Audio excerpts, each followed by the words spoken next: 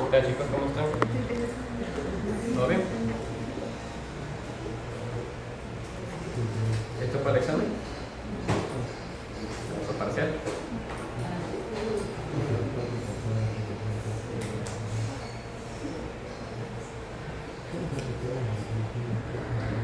Práctica. Vamos a ver cómo se realiza la evaluación del sistema motor. Y nada más, por eso vamos a terminar. Así que no se trata de una clase tranquila. Más bien, cualquier duda que tengan, aprovechen en preguntar. Entonces, como vamos a ver,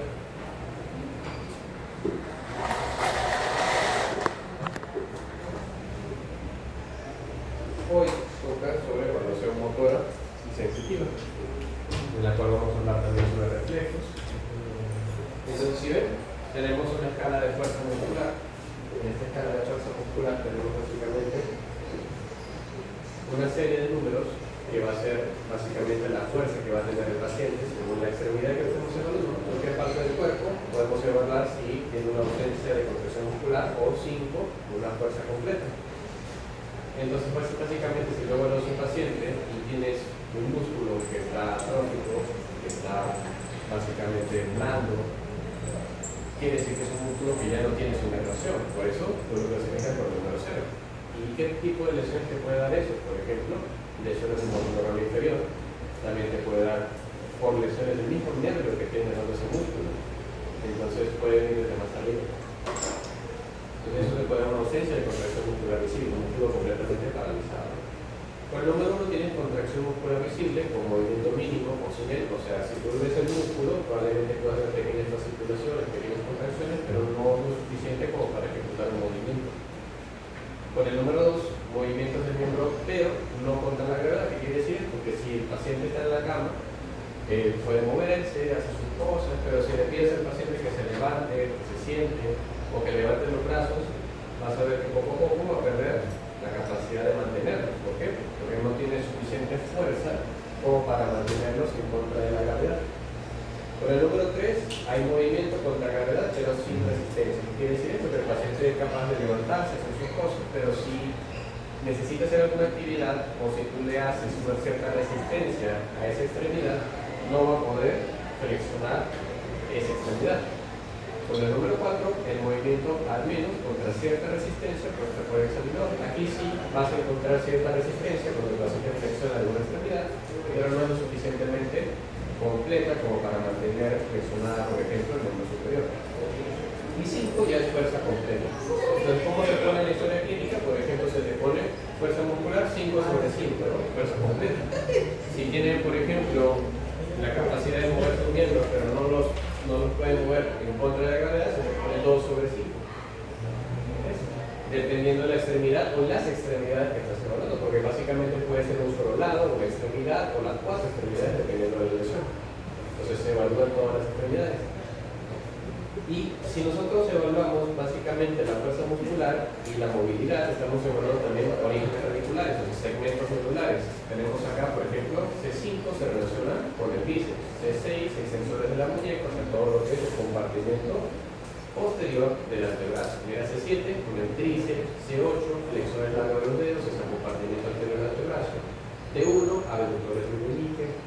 L2, mira, psoas ilíaco. L3, cuádriceps. Este es importante porque, por ejemplo, aquí nosotros evaluamos el reflejo rotuliano. Entonces tú golpeas el tendón rotuliano y básicamente estás evaluando a nivel L3. O sea, estás evaluando no solamente el músculo que se encuentra permeable a la contracción, sino que también evalúas los estados de la raíz posterior y la raíz anterior, sus nervios que están formando y el segmento L3. Y vamos a ver esto, lo vamos a hacer, no se preocupen. Vamos a pasar acá. Entonces, hay varias formas de poder explorar básicamente la fuerza de los pacientes, pidiéndole que haga alguna actividad en concreto, o en la camilla, mientras el paciente está básicamente acostado, sentado, pues le puedes pedir al paciente, por ejemplo, toma mis dedos, con los deditos, ¿no? Y le vas a decir, mira, ya he hecho evaluar simetría.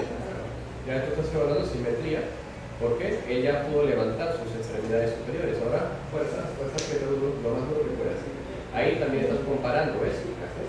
Ahí comparas qué tanta fuerza puede aplicar al cerrar los puños. Entonces estás evaluando fuerza muscular y simetría, control de las extremidades. Eso es muy importante. ¿Ven? Entonces para eso sirve. Es una prueba bien sencilla, sumamente sencilla, pero que te aporta mucha información sobre el estado del paciente. También puedes evaluar los abductores, por ejemplo los interosos dorsales de las manos, puedes evaluarlos pidiendo al paciente que aperture sus dedos y tú le puedes dar un poco de resistencia al intentar cerrarlos. Puedes evaluar también los abductores, como hay otra técnica más facilita, mira que ese es el signo del ok, empieza el paciente que haga esto. Al hacer esto, hacer el ok, estás evaluando pinzas, que es una habilidad bastante complicada en realidad de hacer para el organismo, o sea, hacer esto nada más es bastante complejo para nosotros. Pareciera muy sencillo, pero aquí estás evaluando varias raíces nerviosas. Por ejemplo, aquí evalúas el nervio mediano, cubital y radial. ¿Ves? Entonces estás evaluando grandes partes del plexo braquial y justamente sus raíces, que básicamente desde C5 a T1 estás evaluando. Entonces te sirve mucho para ver la integridad de esos segmentos. ¿Ves? Solo con pedirle que haga eso. Eso lo pedimos mucho, sobre todo cuando tenemos sospecha de fracturas a nivel del lumbar y queremos ver que el nervio radial no se haya lesionado. Tú pides que haga eso. Sabes que está bien, si lo logras hacer. Abducción de la cadera, obviamente son movimientos, cierre de las piernas, apertura de la cadera, todo eso también te ayuda a ver la estabilidad y obviamente el control que hay sobre las extremidades inferiores. Vamos a avanzar acá para que vean. Todo esto es evaluación motora. Acá, esto sí es importante. La evaluación motora se entiende fácil, ¿no? No es solamente pedir al paciente que realice ciertas actividades. Pero esto de acá es un poquito más complejo, porque involucra saber qué es lo que estás evaluando, si no difícilmente vas a poder ayudar al paciente. Entonces, lastimosamente tenemos sobre estos martillitos que son recontra antiguos, ya casi no se usan. Los únicos que usan estos martillitos son los médicos que son viejitos, que todavía tienen su martillito de hace años. Ahorita usamos unos martillos un poquito más complejos que tienen para evaluar sensibilidad también. Entonces, estos son más sencillitos, solamente tienen el pequeño manguito metálico y una goma en la parte superior. Tienes dos lados, ¿no? Puedes usar cualquiera para evaluar el reflejo, ¿no? Y el reflejo lo puedes evaluar en cualquier parte que tenga el tendón expuesto, ¿no? Sobre todo articulaciones. Entonces, el reflejo más sencillo, creo que todo el mundo conoce o ha visto alguna vez, o verá alguna vez, que es el reflejo rotuliano. Ese es el reflejo más, por así decirlo, conocido y sencillo de realizar y es el que más se hace en realidad. Porque es bastante sencillo, bastante fácil. Entonces vamos a ver los niveles, ahorita vamos a ver esto. Entonces miren acá. Ahí lo que va a estar sacando en esto es el reflejo rotuliano. Y justamente, ¿dónde se da este reflejo rotuliano? A nivel del cuádriceps. La cuestión es entender lo que va a pasar ahí. Por ejemplo, si tú tienes acá un músculo,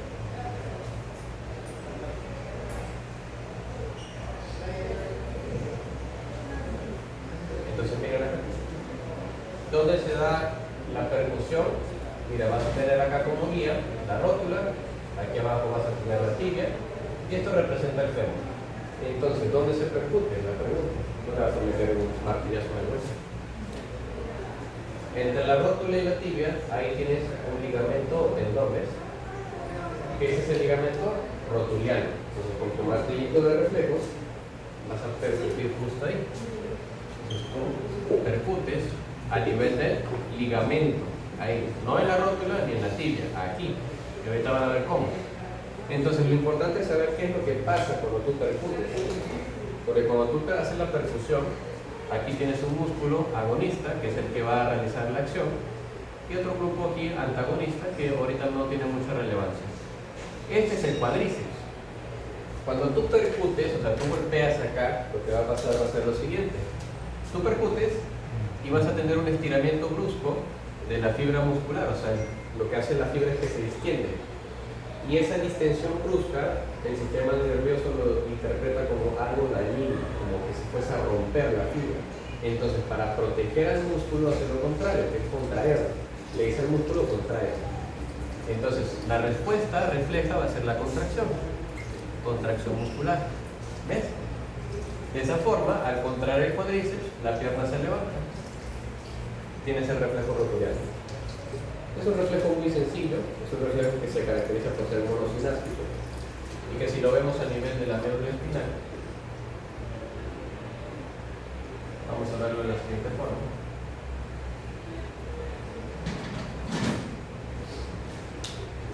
Miren, nosotros básicamente tenemos dos vías. Una vía aferente, que va a ser la célula pseudomonopolar, como ya todo el mundo conoce, que va a ser sinapsis con una motoneurona, que va a estar aquí en el acto anterior. Y la motoneurona va a ser la encargada de ejecutar la acción. Porque ¿qué va a pasar? Mira,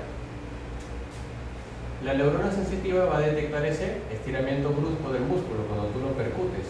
La información va a viajar por la raíz posterior, ingresa y hace sinapsis con el hasta anterior. Y ahí le dice contrae el músculo porque me voy a lesionar. Entonces ejecuta la acción que es la de contracción muscular. Por eso se llama arco reflejo. ¿Ves? Y esto, como participan dos neuronas, se le conoce como reflejo monosináptico. Porque solo es el más sencillo de todos los reflejos que hay. ¿Ves? Participan sus dos neuronas ahí. Entonces eso es como se da el reflejo, ¿ves? Entonces lo que tú evalúas, ponte tú estés a nivel L3. ¿Ves? Entonces lo que tú estás evaluando es ese segmento. Quiere decir que todo está bien, tanto el ramo aferente como el eferente, como el músculo y el nivel medular. ¿Ves? Porque todo eso se evalúa cuando tú percutes. ¿Ves? ¿Dudas, preguntas? ¿Está claro? ¿Sí? Nos vemos al lado. Entonces, ¿alguien quiere ayudar que sea voluntario para explicarle cómo se da el reflejo? No se peleen.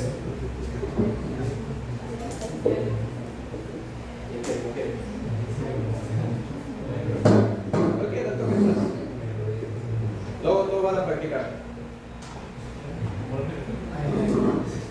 Chévere, va. Si fuera poner tu foto, lo mismo. Acá. Esta de acá. Y que miren entonces, ¿cómo se saca el reflejo? De la siguiente forma. Lo primero, el paciente tiene que estar tranquilo, relajado. Eso es lo más importante. Porque si está tenso, no va a salir reflejo por más que tú quieras. No va a salir. O si lo hace, de repente ya está mentalizado y va a hacer un falso positivo. Se va a estirar la pierna cuando tú ni siquiera la percutivo. Entonces, eso pasa bastante también. Entonces, ¿qué es lo que tienes que hacer? Vamos a hacer las dos cosas. Uno, sin la técnica, y otro lo hacemos con la técnica que ven ahí atrás. Que es una técnica para hacer que el paciente se distraiga y obviamente al percutirlo sí obtengas un reflejo verdadero. No que sea algo simulado, porque el paciente puede simularlo. La silla no es muy cómoda, así que no te preocupes, ponte lo más cómodo posible. Exactamente. Y lo que tienes que ver es que la pierna esté completamente relajada y tú vas a saber la diferencia. El paciente está tenso, así lo vas a ver con la pierna así. Entonces, tiene que estar lo más relajado posible para que uno esté permeable para hacer la percusión. Entonces, ubicas rótula y ubicas la tibia. Entre los dos, ahí vas a percutir. ¿Ya? Con tu dedito también puedes sentir el tendón rotuliano, vas a sentir una estructura blanda, ahí vas a percutir. Entonces puedes hacer dos cosas, o le percutes directo o te ayudas de tu dedo, como quieras, como se te haga más fácil, ¿no? La mayoría agarra y golpea aquí, percute con su mismo dedo, ¿ves? Entonces ejecutas un pequeño reflejo. Entonces, vamos a hacerlo nuevamente, va a estar. ¿Ves? Ahí está. Ahora. Ese es el reflejo rotuliano. Pero como ustedes han visto, ya él está mentalizado. O sea, probablemente sin querer, no es que lo haya hecho a propósito, sin querer el paciente pudo haberle elevado la pierna, no lo puedes saber tú. Entonces, si no estás seguro, vamos a hacer la técnica, a ver, y le volvemos a sacar el reflejo, a ver si realmente es su reflejo normal, o si de repente ha podido fingir, ¿no? No estoy diciendo que vaya ¿en qué consiste la maniobra? El paciente va a agarrar sus manitos y las va a entrelazar así, ¿ya? Entonces, cuando yo te diga, vas a tirar y vas a jalar entre tus manos lo más fuerte que puedas. Y además le puedes agregar, dice, mire a la izquierda, ¿listo? Entonces, tira de tus manitos. Entonces, vamos a ver, relaja tu piernita, está tensa. Ahí está, ¿ves? Ese es un reflejo verdadero.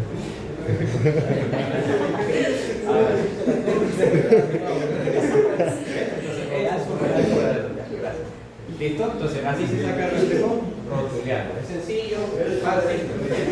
Como les digo, pueden usar su dedo de guía.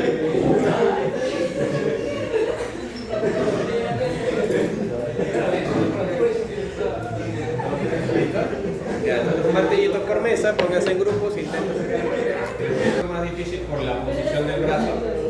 Este de acá es el reflejo tricipital. Consiste básicamente en sacar el reflejo, pero al tríceps, ¿ves? ¿Y dónde se percute? Justo en el tendón del tríceps, entre el olecrano y obviamente la disposición del tendón del tríceps que está entre el húmero y el olecrano, ¿no? Justamente ahí. Entonces hay varias formas, ¿no? Mira, por ejemplo, esta de acá, donde el brazo descansa sobre el brazo del examinador y ahí se percute, ¿ves? Y la otra es esta que ves acá, donde también el brazo está un poquito más tenso, ¿ves? Pero igual está descansando la parte final. Entonces lo que vas a observar es una ligera contracción del músculo. Como te digo, tampoco esperes que haga así o que extienda el brazo fuertemente, ¿no? Obviamente el reflejo en la parte del cuádriceps es mucho más notorio porque es tremendo músculo. Entonces obviamente el reflejo va a ser mucho más notorio. Pero estos músculos son más pequeños, así que no esperes que encontrar una flexión fuerte, una extensión tan fuerte. ¿Ok? Entonces, ¿ves? Y este es el que estábamos practicando, ¿ves? Entonces mira todo el músculo cuádriceps, es gigantesco. Por eso es que el reflejo es mucho más notorio en la pierna, ¿ves? Y hay otro reflejo, mira, como el aquileo también, puedes sacarlo a este tendón, que de hecho este tendón de acá es bastante expuesto, ¿ves? Toda esta parte de acá. Lo puedes sacar así con el paciente sentado de rodillas, ¿ves? Pero con los pies en el aire, o el paciente acostado, en cúbito supino, para que saques aquí este nivel, ¿ves? Con la pierna flexionada. Entonces la verdad es que hay muchas formas de sacar reflejos, todos en zonas de articulaciones, como ven. Y esto de acá es para revisar reflejos patológicos. Como digo, este reflejo no es normal, no es que tú hagas esto a un paciente y vaya a ser el reflejo de Babinski. Babinski solamente aparece cuando tienes una lesión de motoneurona superior. Es por eso que es importante que tú sepas la diferencia entre corteza y médula espinal, o sea, motoneurona superior y motoneurona inferior. Todo lo que es médula espinal es motoneurona inferior. Corteza cerebral ya es superior. Y dependiendo de dónde vaya a estar la lesión, vas a ver que vas a tener una sintomatología muy diferente. Porque puedes tener en algunos casos arreflexia, donde el paciente ya no va a tener la capacidad de tener reflejos, o puedes tener una hiperreflexia, que es todo lo contrario. Todo va a depender de dónde está la lesión. Por ejemplo, si tú tienes una lesión a nivel medular, espinal, y tú le sacas el reflejo, por ejemplo, rotuliano, ¿qué podría pasar? ¿Sería una hiperreflexia o arreflexia? Hiperreflexia. Acuérdate, en la médula espinal está la lesión. Hiporreflexia, incluso arreflexia, porque estás dañando la motoneurona inferior, estás dañando la que está ejecutando la acción. Entonces, acuérdense que los reflejos no suceden acá arriba, suceden a nivel de la médula espinal, no en la corteza cerebral. Porque si no, imagínate todo lo que demoraría que primero se vaya hasta la corteza cerebral, se procese y luego descienda otra vez y se ejecute, se tardaría un montón. Entonces, lo que pasa es lo siguiente: cuando se produce el estímulo, ingresa de frente médula espinal, se procesa y sale. Entonces, no necesita ir hasta la corteza. Como acaban de ver en el dibujo que les hice, en ningún momento hace sinapsis por la cabeza, por la corteza cerebral. Todo sucede en los segmentos medulares. ¿Ves? Entonces, ¿de quién se encargan los reflejos? La médula espinal. Entonces, el Babinski, ¿cómo sucede? El Babinski es un reflejo protector. Lo que pasa es que este reflejo no lo vemos, o sea, el reflejo de retirada, que es un reflejo característico que tenemos todos. Cuando ustedes, por ejemplo, se cortan con algo, se queman, ustedes retiran inmediatamente la extremidad de donde están lesionándose. Entonces no se dejan la mano ahí quemándose, sino que inmediatamente detectan la noxa y quitan la mano. Y si es mucho el daño, incluso lo pueden alejar de ustedes. Eso se llama reflejo de retirada, porque consiste en que de un lado retiras la extremidad que se está lastimando y con el otro lado del cuerpo puedes alejar lo que te está lastimando. Ese se conoce como reflejo extensor cruzado, que es un reflejo ya multisináptico, porque abarca las dos mitades de la médula espinal y además más interneuronas. Como ven acá, era un monosináptico porque solamente hay dos neuronas funcionando ahí. ¿Ven? Entonces, el reflejo patológico de Babinski, por eso le digo patológico, porque es algo que no está bien, o sea, cuando aparece porque hay una lesión de corteza cerebral. ¿Qué pasa? Que todos los reflejos, así sean que pasen en la médula espinal, la corteza tiene cierto control sobre los reflejos. Porque, ¿qué pasa? Cualquier estímulo, cuando tienes lesión de corteza que puedas producir sobre ciertas áreas del cuerpo, se traduce como algo potencialmente dañino. Y eso es el reflejo de Babinski. ¿Ves? ¿Qué está pasando acá? Tú pasas algún objeto rojo por la cara lateral del pie en la planta y lo que vas a ejecutar acá es una apertura en abanico de los dedos, como un reflejo de retirada, ¿ves? Eso quiere decir que hay un daño en la corteza cerebral y que la corteza no puede inhibirlo. Porque normalmente te haces eso y te da cosquillas, ¿verdad? Y lo mucho que puedes hacer es, te quitas la pierna, no pasa nada. Pero ¿qué pasa? El cosquilleo es un tipo de dolor. ¿Ves? Por eso que tú te ríes en señal de defensa. O sea, la risa como tal que te da el cosquilleo, en realidad es un sistema de defensa. Las cosquillas, el cosquilleo, el hormigueo, realmente es un tipo de dolor. ¿Ven?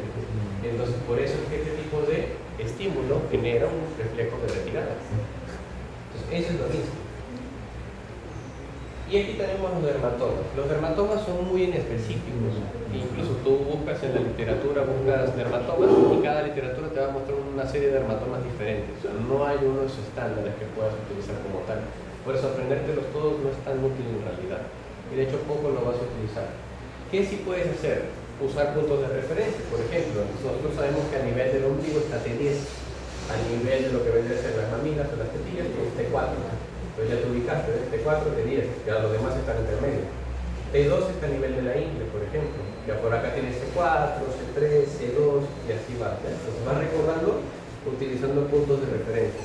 Más que aprendértelo todo de memoria, usa los puntos de referencia. Ombligo T10, ingle T2, y así vas a encontrar mucho más fácil a los dermatomas. Más que acordarte de esto así porque es bastante. Entonces, ¿ves?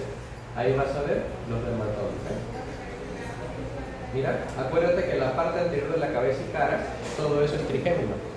Por eso es que aquí te dice, mira, la parte posterior, o sea, nuca, cuello, C2 y C3. Y la región clavicular ya tiene C4. ¿Ven? Por eso es que aparece aquí C2 y C3. Aquí tienes, mira, la región de la mano, C8, C7 y C6, desde el pulgar hasta el meñique. Y mira en el miembro superior, T12, nivel axilar, C5, bíceps, aproximadamente T1, músculos extensores por acá. C7, por ejemplo, también ahora acá, tríceps. Entonces, mira, aquí tienes algunos referencias. T2, ápex de la axila, T1, borde medio de la fosa articular, C8, superficie dorsal de la falange, C7, mira. Ahí tienes un aproximado de cada uno. Entonces, mira, lo que les decía, ¿ve? Este de acá, por ejemplo, si tú lo comparas con este que vimos, no concuerda. No concuerdan los dermatomas. Porque como te lo digo, son referencias. Porque en realidad el dermatoma que tú ves ahí no corresponde a veces con el segmento medular. Solamente es un aproximado. Entonces ya tenemos acá, ¿ves? ¿Y por qué es importante esto? Obviamente si tienes lesiones a nivel torácico, lumbar, ponte tú una herida por proyectil de arma de fuego, es útil evaluar esto. Porque tienes que ver qué tanto ha dañado de la médula espinal o si es que ha llegado a la médula espinal. Porque hay proyectiles que pueden bordear o pasan de frente y nunca llegan a dañar, sino que solamente se conocen. Y realmente, por suerte, nunca tocan la médula espinal. Pero hay otras que sí perforan y atraviesan y el daño que hacen es catastrófico adentro. Porque acuérdate que el proyectil por donde entra, la entrada es chiquita, va sobre un huequito nada más. Y aparentemente solo fue un huequito.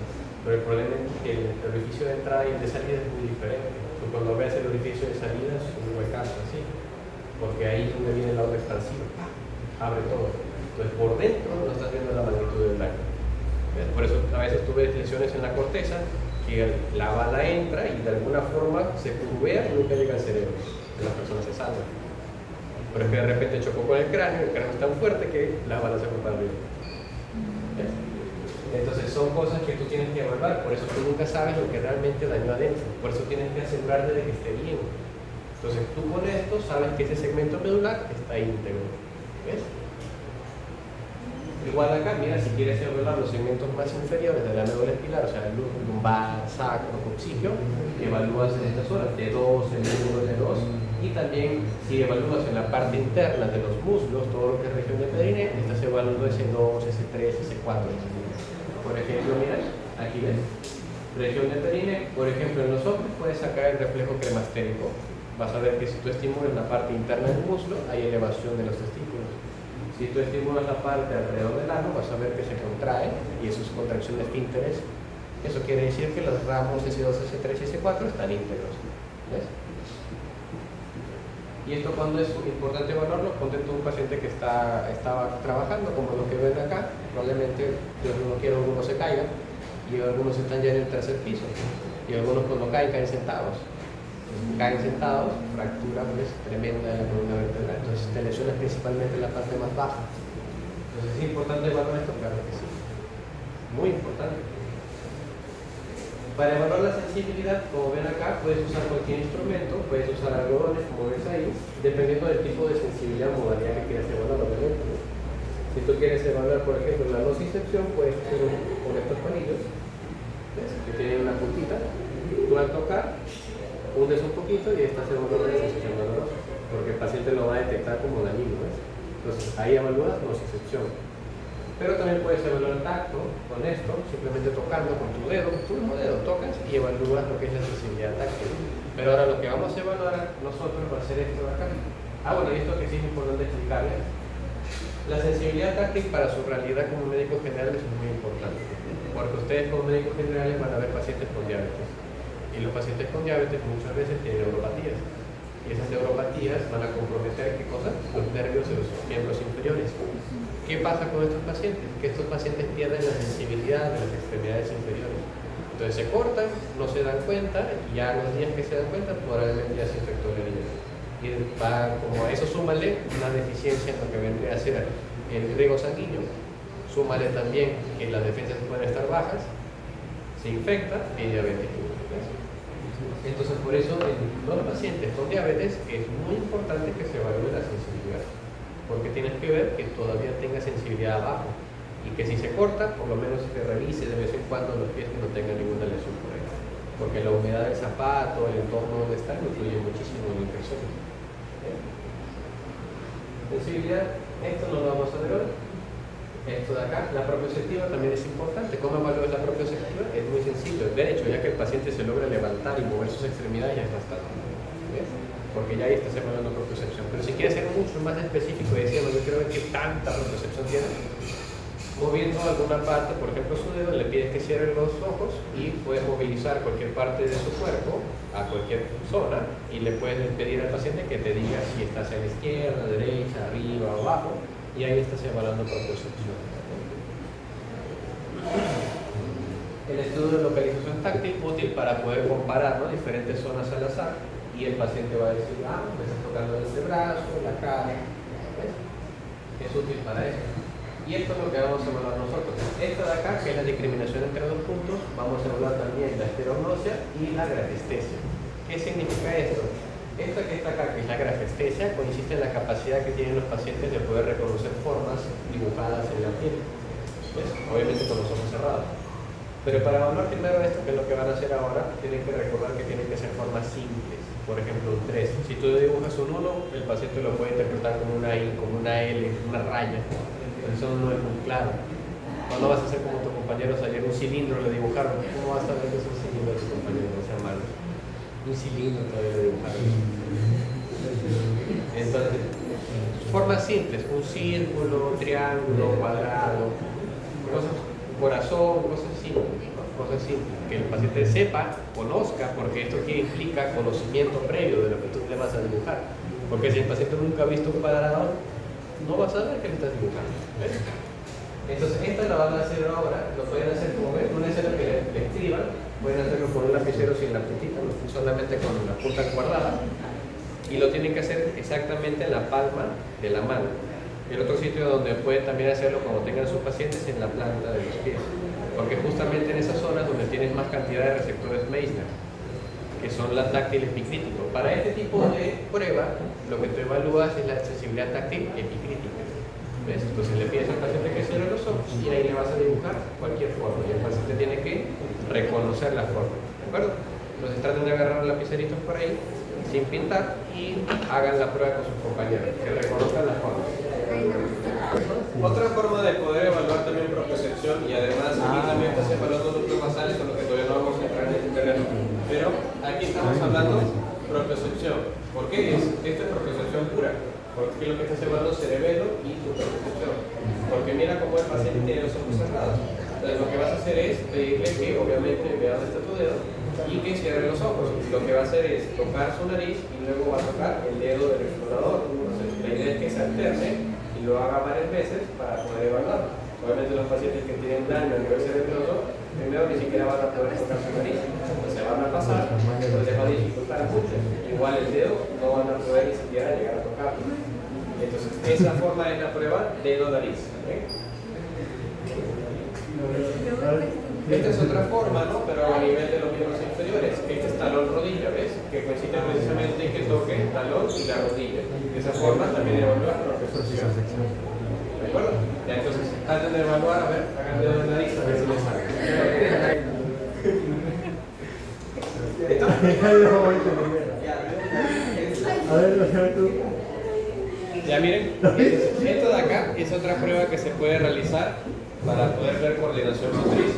Aquí influye mucho también cerebelo y los basales. Esto que ves acá se conoce como movimientos alternados. Puede ser varios de varios tipos. Por ejemplo, con la misma mano puedes hacer que toque sus dedos, ¿no? Con el pulgar. Y de esa forma evalúas coordinación motriz y también cerebelo. Y el otro que es el más clásico es este de acá, ¿no? Si no lo han visto alguna vez, que consiste en golpear primero con la palma de las manos los muslos y luego alternar con el dorso de la mano. Cada vez la idea es ir más rápido.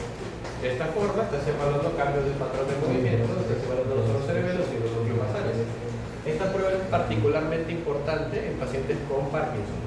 Y eso lo vamos a conocer mucho mejor cuando estudiemos a nivel de núcleos basales, las siguientes clases. Ahí van a ver la importancia que tiene eso. Pero vaya conociéndola.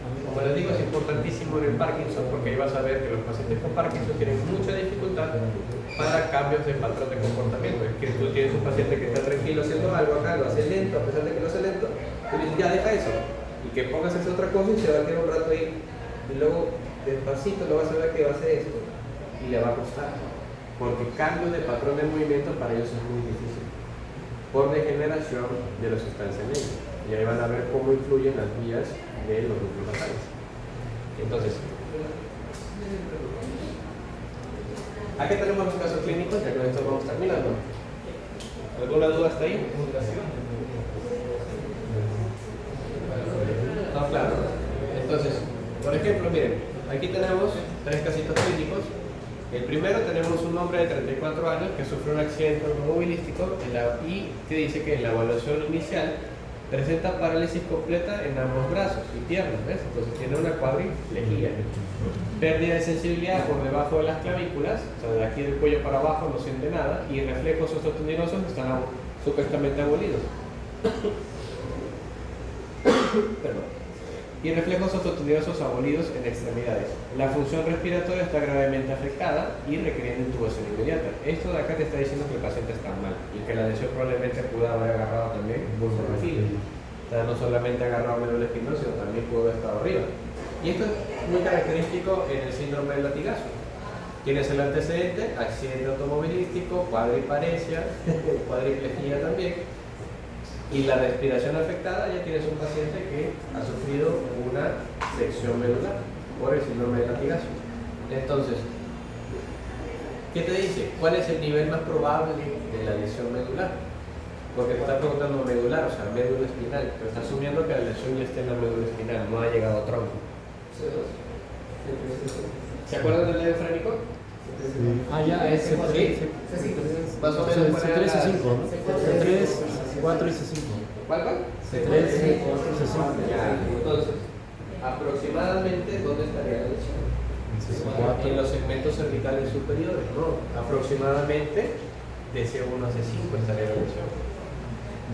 Entonces tenemos la relación anatómica y con los síntomas clínicos, porque tenemos que la lesión está bien arriba. Para darte una cuadriparesia y una cuadriplejía, la lesión tiene que ser muy alta. No puede estar en segmentos torácicos si no tendrías movilidad de miembros superiores. ¿Y qué te dice? Mira, te dice que no mueve ni brazos ni piernas. Por lo tanto, la lesión está incluso más arriba de ese sitio. ¿Ves? Entonces, tuvo que haber agarrado más altitud. Entonces, ese es el detalle como tú llegas al diagnóstico, recordando las inervaciones, acuérdate del nervio frénico, acuérdate más o menos cómo está el plexo braquial. ¿De dónde va el plexo braquial? ¿Se acuerdan? C4, T1. ¿Ves? A veces se agarra C4 porque es una raíz que contribuye, pero normalmente tú ves C5, T1, ¿no? Es lo clásico. Y mira, en el segundo caso tienes un paciente de 22 años, bastante joven. ¿Qué te dice? Que es apuñalado en la espalda. Posteriormente presenta parálisis flácida en ambos miembros inferiores. O sea, estamos viendo que hacia abajo está la lesión. Entonces, hasta acá estamos asumiendo que arriba está todo ok. Mira, pérdida de todas las modalidades sensitivas por debajo del ombligo. ¿En el ombligo qué nivel estaba? De 10. De 10. Entonces, la lesión está por lo menos a nivel de T10 o por arriba, ¿ves? Porque para que se afecte solo a miembros inferiores, tienen que afectar en una región torácica lumbar. Pero si te está diciendo que la pérdida de sensibilidad está perdida o abolida a nivel del ombligo, la lesión altamente probable que esté a nivel de T10 o esté agarrando T10, ¿ves?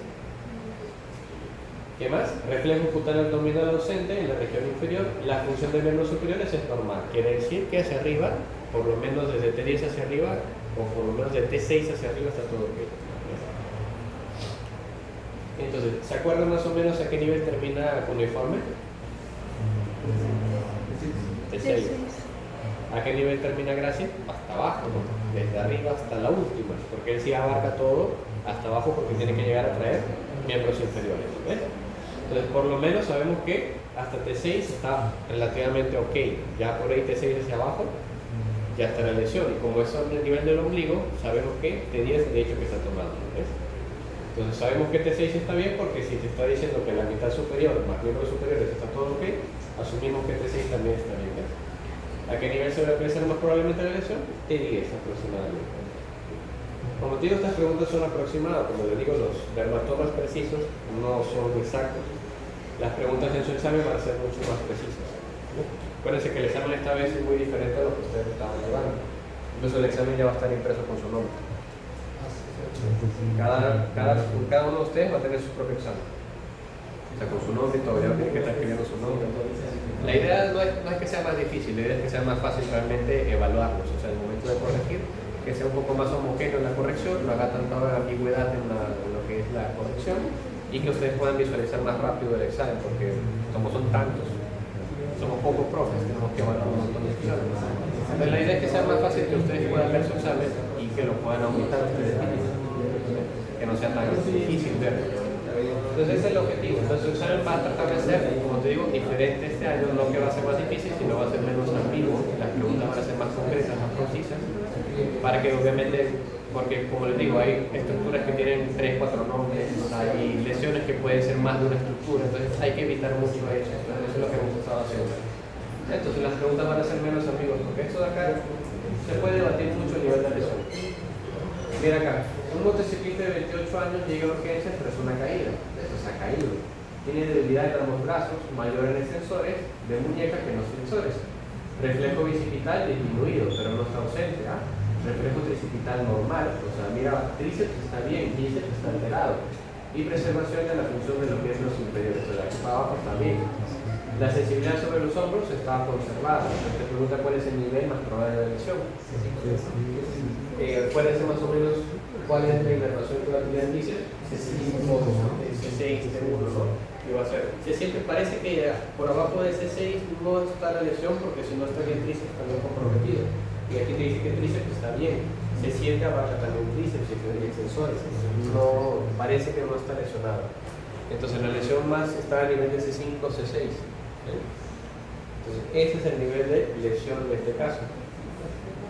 Pero parece que no es una lesión completa, sino ha sido un trauma que ha sufrido en la médula, pero por lo visto no ha sido una sección, sino un traumatismo que por algún motivo está inflamado, está la médula lesionada, pero aparentemente sí va a poder recuperar la funcionalidad, porque a pesar de que hay lesión, mira, dice que los reflejos bicipitales están disminuidos. Si estuviesen abolidos, ahí sí te preocupas, eso ya es otra cosa, es más preocupante.